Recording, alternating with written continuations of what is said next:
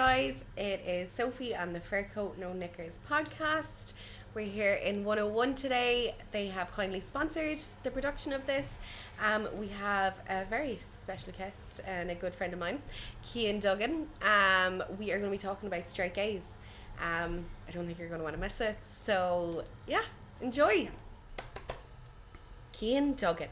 Sophie La Touche. How are we?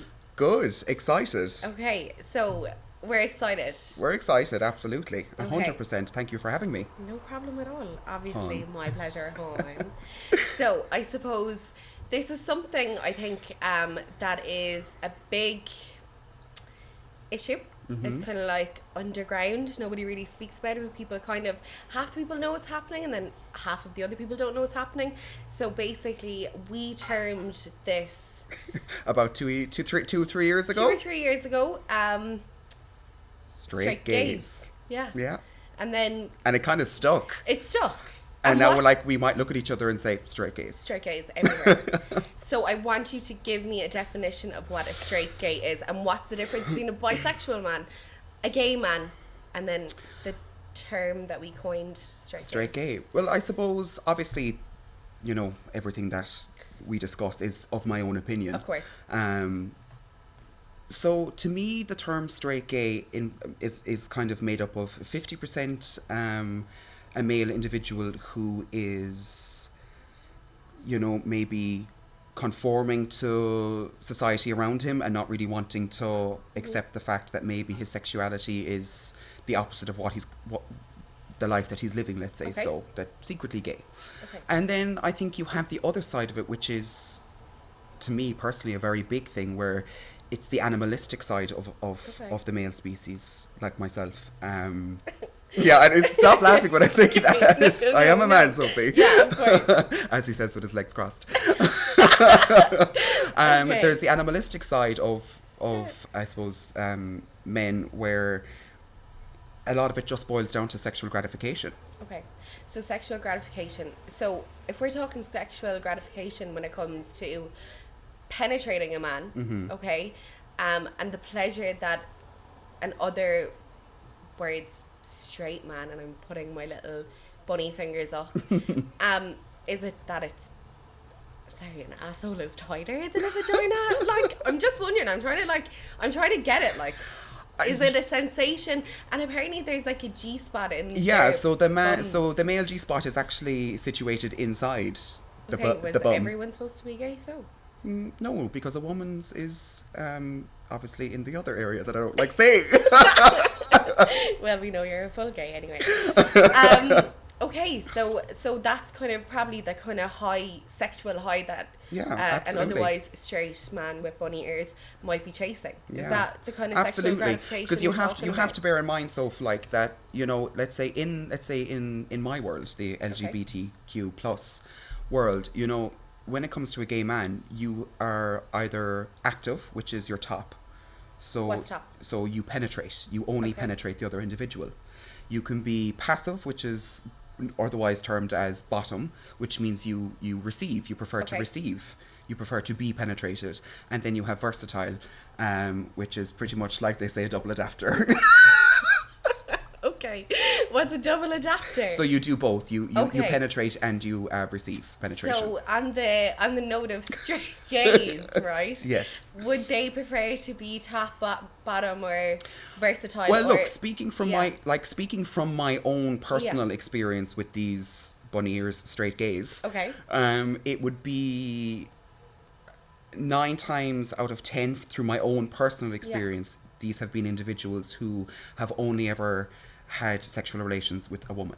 Okay. Or may have a girlfriend or a fiance mm-hmm. or a wife. Wow. So therefore they're not willing to really try receiving penetration, but they're very much into giving it. 100%. Okay. 100%. Wow. And then, so you're trying to get your mind. I can see you trying to I'm trying to I mean, look, we lived together for 2 years. Just a bit of context around. Yeah. This came about. Yeah, we lived together for 2 years, and I think we also lived with another gay guy, and we called them. Well, basically, you called yourself Beyonce, and he was Kelly, or was he Michelle? No, he was Michelle. You were Kelly. Okay. You had fans in the audience. True. Okay. This is so bad. Sorry, Anto. But love you, Anto. Yeah, but I suppose, look, over that course of the 2 years, I saw so many men coming through, and I'm like, just to reiterate, it wasn't like a saloon door. It wasn't a rotating door. But what I'm saying is, the men that did come through, the majority of them had girlfriends, and wives. Sorry, can I tell one story about the time we were sitting in the sitting room and you were saying to me, and actually this leads into a question that somebody asked me when I put it up on my Instagram the other day. There was this guy that you had been texting for months. Oh my God, I know. Oh my God, you've been texting him for months. Obviously, we won't say any names. You know obviously, that. And you were like, I really like him, and like you catching all the feels. Yeah, and he was because saying there was all the right romantic things. element. There was the swooning. There was like, oh my God, this is like all my dreams come true. Yeah, a straight man who likes to have sex with other men. Yeah. And he's romantic. And he came in, but you didn't know anything at Nothing this stage. at all. I remember he came into the house, we were all sitting in the Brought sitting a nice room. bottle of wine, we were all sitting chilling in front of the fire. Roaring, laughing, having a great time watching that small, like 16-inch TV. You leave my TV alone, you were lucky to have it. and then I remember you were like, okay, we're going upstairs. So you went upstairs and heard 1 or 2 knocks, and then he was gone. And I was like, you came into the room, you were so deflated. And I was like, hun, like, what's wrong with you? And you were like, well, his phone started ringing and it came up, my love. Yep. And then you had asked him, who's that? And he said, my wife. Yeah. Like what did that feel like for you? Like, it was, like you said, it was incredibly deflating because I think, look, we're all human beings. We love kind of receiving that emotional companionship, you know, that affection, that love, regardless of what, you know what I mean, of what the type of individual you are. We all crave that. Of course. And I know that I craved it for quite some time as well. So, like, all the boxes were being ticked. He was, you know, dark, handsome, professional, you know, really romantic, really kind, really caring, very attractive, you know, very masculine, and genuinely had like a care and an interest in me as an individual, not just in a sexual sense. So to kind of discover then that he was actually in a long-term relationship with this woman. They were had kids as they well, were didn't engaged they? and they had 2 young kids, like young kids, 2 kids below the age of 5. They had their own business together, everything like that. It was incredibly deflating. But like, I suppose, do you know, is that a common, like, do you know, do you think that there was an emotional attachment there with him, or do you think he was almost grooming you in a sense to get that sexual gratification, or do you think he was just completely confused? Like, why would you do that? I think because it was a new experience for him, that the emotional element, well, I would like to think anyway, I could be very, very wrong, but I like to think that the emotional aspect of it was there, you know, because it was quite evident in everything, you know, from like the good morning WhatsApp messages and stuff like that. Good morning WhatsApp messages. Yeah, while he was bringing his children to school. I'm sorry, like, do you know what? Like, if I had a fiance and had pushed 2 children out of my vagina, and then never gonna happen, by the way. But then basically set my life up with this man, and then I found out he was sending good morning messages to someone of the same sex, like, I would be... I think you can't even imagine what stages of emotions you go through. You'd be shocked, hurt, like, livid, and then psychopathic. Definitely. Hello. But, like, I'm just wondering, like, that kind of leads me on then to, I suppose, the sexual health aspect of things, okay? And, I mean, you know, do guys that practice sex with the same sex, like, do you know, do they use protection all the time? Like, I know that a lot of straight people don't use protection, you know what I mean? It's like, we were only talking about this earlier, the HIV. The HIV, there's like, it was publicised maybe about 6 weeks ago in the papers that like there's 2 epidemics going on in the UK and Ireland at the moment, and number one is cocaine, and the second one is HIV. Okay. But that's not just in, let's say, the LGBTQ plus community, it's across the board, which is frightening considering like, you know, to go for a sexual health screening, there's no cost, there's no charge, you know what I mean, it's a free service. But what I'm wondering is, like, you know, if obviously that man was engaged and whatever, and but he has since, I found out, left the mother of his children, left his 2 children, moved country, and is now engaged to a man. Okay, so maybe that was his destiny. So then, like, you know, I don't know, then I look at it differently, I think. But I suppose it was the steps taken leading up to all of this. Yeah. You know what I mean? And then, like, I suppose, you know, on a casual basis, like, there's been not loads of other men, but between yourself and Anto, like, there's been other men that came through that house that I'm not going to say exactly what the situation was. It was from somebody else, but they worked with a couple and they were banging the boyfriend. Yeah. And he used to leave the house with his hood up. Yes. He'd enter. Do you remember that fella? Yeah. But do you know what I mean? But so, like, for the more casual guys, the guys that aren't that just looking for the sexual gratification, the thrill of it, or whatever. Yeah, of course. What's your thoughts on that? Like, or do you kind of get a kick out of it as well? Like, let's be honest. Like, I feel like some gay men do get a kick out of sleeping with straight men. You know, there was, for a long time I did, and that, like, that was what I solely went for. That's what I looked for. When it came to, let's say, my sexual lifestyle. Yeah. Because it was the ultimate thrill to almost, and I say the bunny ears, like, turning a straight guy gay. Yeah. You know, but I ended up just being the one who was getting hurt, because, you know me, I get emotionally attached to a gust of wind. Yeah, you do, yeah. So therefore I had to make the conscious decision to stop. And also it was like the guilt factor as well, because there had been one or two occasions where I would walk down the street, or I would be at work, where I was working at the time in Brown Thomas, and I'd see maybe the partner or the girlfriend of somebody who I had been intimate with the weekend previous walking in. You know, and it just, your conscience does catch up with you eventually. Not for everybody, but for me personally, my conscience caught up with me, and I was like, you know what, no, because so let me ask you there's nothing to be gained from it. Let me ask you this, right? So you got a gust of, you decided, you know what, this weekend I'm going out and I'm going to bang a straight gay. How available would that be to you? Like, if you were to say, I'm going to go out on Friday, or I'm going to go out on Saturday and I'm going to bang a straight gay, how available would that be to you? You would be so surprised how, like, I think I said it back in Moore Manor on the Ennis Road back like a couple of years ago. In my opinion, from my experience, the difference between a gay guy and, let's say, a straight guy is 2 to 3 pints. It, like, from my own experience, you know, a guy will reach a point where, like that, it will just become, and he holds a goal. Really? Sort of a thing. And there'll always be that, I found with that, like, that little element of wanting to experiment as well. And how would this initiate? Like, for me, it was always eye contact. You know me, I thought you said icon. I was like, whoa! No. Okay, so eye contact. So would you kind of show me what you do? It would be show like, me what you do. It would be kind of like if I was at the bar and, you know, I'd kind of spot somebody, I'd kind of look, then I might look again, and then... Would you go like this, like?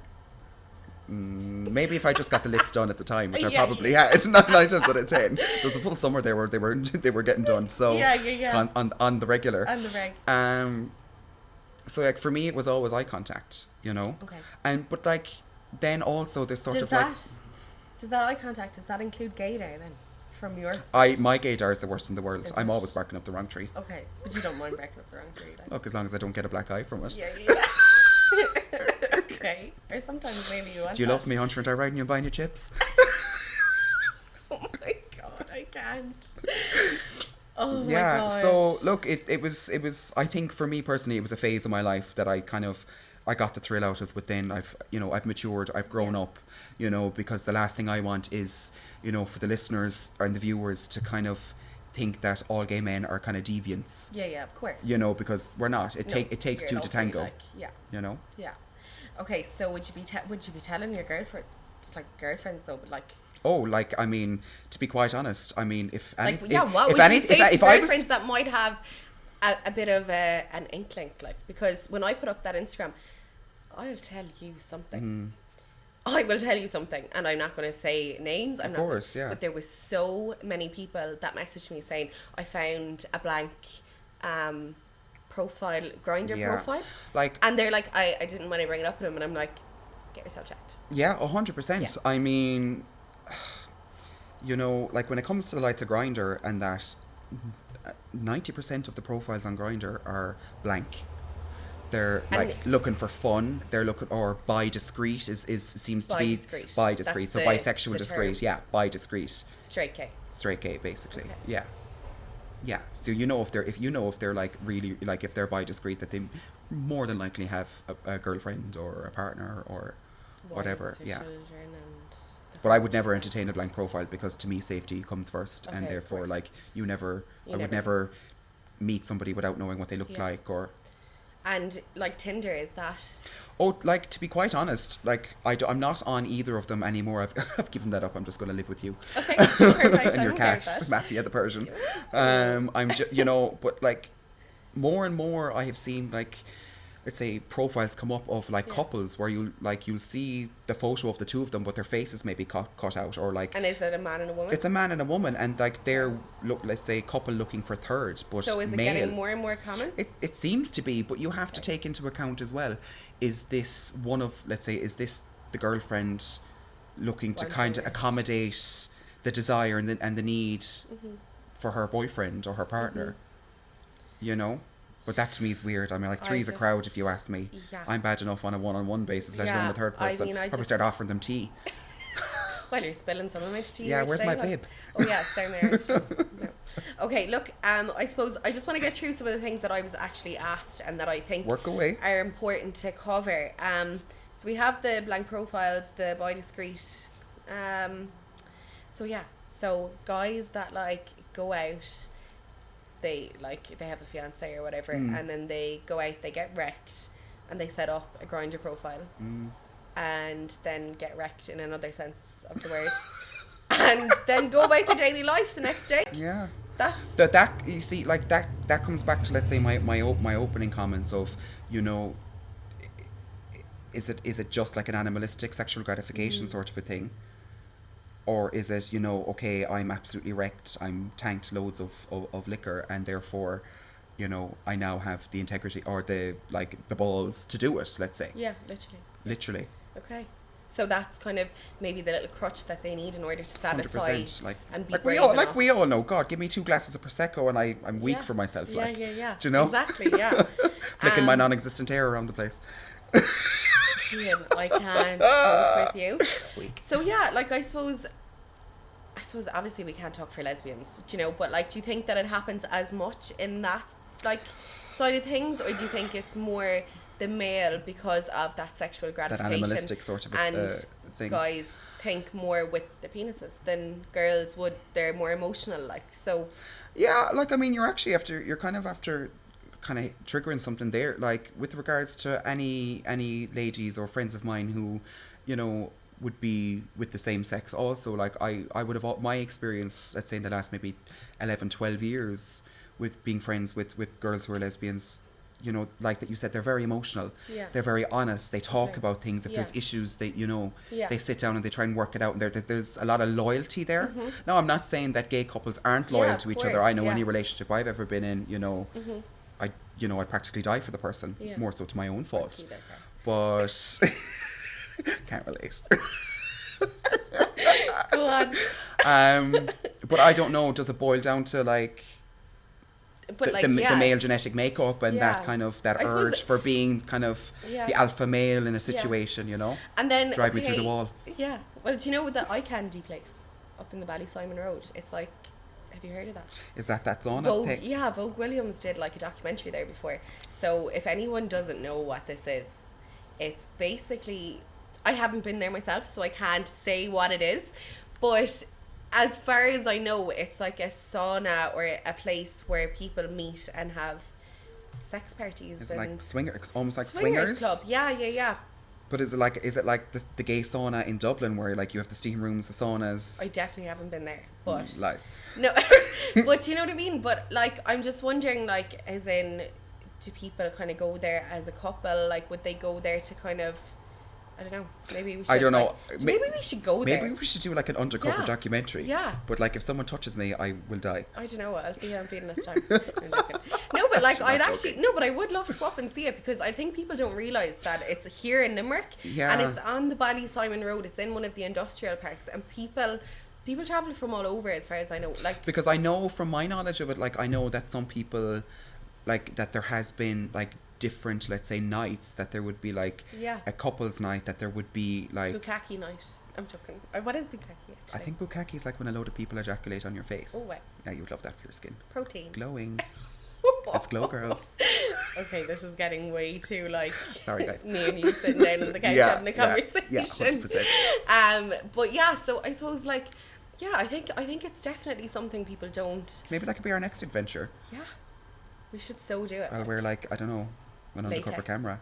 Actually, an outfit arrived in the post the other day. What? Yeah. I was supposed to have it for Cork Gay Pride, but I ordered it off Wish.com, so Kid, it arrived you have yesterday in the to midst of send everything. me a photo fab. later, like. Okay, so what would your advice be to maybe a straight gay that might be listening to this and he's like, oh my god, they're talking about me, but they're like, they haven't really. No, but you know what I mean? That like they probably do this stuff and they don't realize what they're doing, because I'm sure it's an instinctual thing and there's no judgment here. Like it's just talking about what happens. But if there is someone that's listening to this that's kind of sitting there feeling like, okay, I'm doing this and this is the domino effect that it's having on everything around me. This is actually the effect. What would your advice be? Hit you up. No, I'm joking. No, but seriously. Add me on Insta. Look, everybody's situations are different. Okay. You know, I mean, not everyone would be lucky enough to, let's say, have like a family that's so open with regards to everything like you and I have been lucky enough to have. So I can't speak for everybody. It is very, very different for every individual that's going through this. But you know, there's a lot for these individuals in question. Like, there's an awful lot that you need to take in to consideration. There's the sexual health of yourself, the person that you're having an encounter with, the person that you are in a relationship with or engaged to or married to. You know, there's an awful lot of people that can be hurt by your actions. And we all know that even though Limerick is an amazing city and I love it, it's a small place. It is a small place, yeah. You know, so like there are ways and means. But would you tell them to come out? Would you say, or book a weekend away, go to somewhere like that does facilitate you being openly? Like, that would be probably one of the safest options, not for the individual, not only for the individual in question, but let's say for the individuals around them that, like, their girlfriend, their fiance, their wife, whatever. You know, I'm just a strong believer in don't shit on your own doorstep. Yeah. And do you feel sorry for them? I wouldn't say that there's like I would be empathetic, but I don't feel pity for them, or because I mean, we're all kind of the masters of our own fate, and I believe in life it's too precious and too short. Like, you either need to shit or get off the potty, basically. Yeah. And that's how I view life. And when did you come out? Just a little bit about you. 31st of August 1992. That was when you were born. Yeah, exactly. Yeah. Your mom always said that. She always said that I was like, that she said I was always a little different than the other kids, but like in a very, very good way. Yeah. And I was just lucky enough that I was kind of brought up in an environment, in a household where I was never forced to do the macho things. Now, I did try my hand at hurling there at one stage, but I got a hurley broken off my back one time. I was like, that's it, I'm out. Still have the shorts though. But did you play with dolls, or like were you like no, very... like I never really kind of played with. I had a Ken doll at one stage, and I kept pulling down his pants, his army pants. Oh no, it was an action man. I kept pulling down his pants, and I remember I kept asking. I was like, why doesn't he have what I have? Yeah. So, yeah. But like, I always remember, like like there's a question of it's nurture, not nature. You're raised to be gay. I 100% disagree with that. Really? Like, I remember from like the youngest age, maybe I was like 7, 8, going down to like hurling training and fancying my trainer. Okay, looking for a sugar daddy when you were 7, that's not okay. Absolutely, hon. Anyone with an Audi, hit me up. Oh my god. Blacked out windows, please. So, and like, I suppose, yeah, like that's actually quite an interesting one. Like, yeah, like there's an because I would have come across over the years, because my mother was a single mother, and like I grew up surrounded by women, that it was my nurture that ended up with me being homosexual. Absolutely not. I remember, like I said, getting the feels and the flutters from a very, very young age. But I still experimented with girls. Did you? Yeah, absolutely. Oh my god, hon, get away from me now. Don't worry, hon, you'll just lock your bedroom door, it's fine. But no, I suppose, like, you know, there is characteristics and that are common in gay males. Yeah. And I don't want to be stereotyping, but like, you know, kind of the voice. Yeah. You can definitely tell you're a gay man when you answer the phone. Hello, Cein Duggan, something, you know, and like that would be kind of common with other gay males as well. Yeah, like or I mean, even and then you like the emotional, like someone who's very in touch with their emotions. So or do you think that's something? Do you think that's why it's coming from nature? Like, you know, or is that learned behavior? Or is that no? That's it was just the household. You know, like it was just my genetic makeup. I was always a sensitive child. I always wanted to be stuck with somebody or up in like my grandmother's arms or my mother's arms or my grandfather's arms. You know, I always craved that affection. And someone to comfort me. You know, and I still crave it, but I'm just not getting anywhere with you. You're like, don't touch me. Yeah. And come here, one more thing. How do you find being a gay man in a small village? When I was younger, I was very conscious of what people thought about me. Especially in the village, and you know, I was very aware that people would look at me, or you know, there'd be whispers or stuff like that. And for years, like I'm 26, nearly 27, like it's only maybe in the last 2 years that I've actually had the confidence and not actually been afraid of what people may think or what they may say about me to go to my local bar and sit down and have a pint. Really? Yeah. Right. Okay. What's your Instagram name? So if people want to ask you about anything that we talked about, because I'm sure there'll be a few questions and maybe girlfriends saying. Yeah, look, absolutely. I'm more than happy to answer any questions. My Instagram name is Cein_Paparizou. Spell that because CEIN_PAPARIZOU. Okay. Slide into my DMs, anyone who has questions. Yeah. Or even feedback, you know, if there's something that I didn't cover, or if like my own community feel like that I didn't express something in a correct term. Look, all feedback is good as long as it's... We can do this again. Yeah, 100%. We'll Part 2, we'll go to eye candy. And then we'll spot the eye candy there. Yeah. 100%. Okay, I love you. Thank you. I love you. Thank you for talking. Thank you, my love. Thank you for having me. Bye.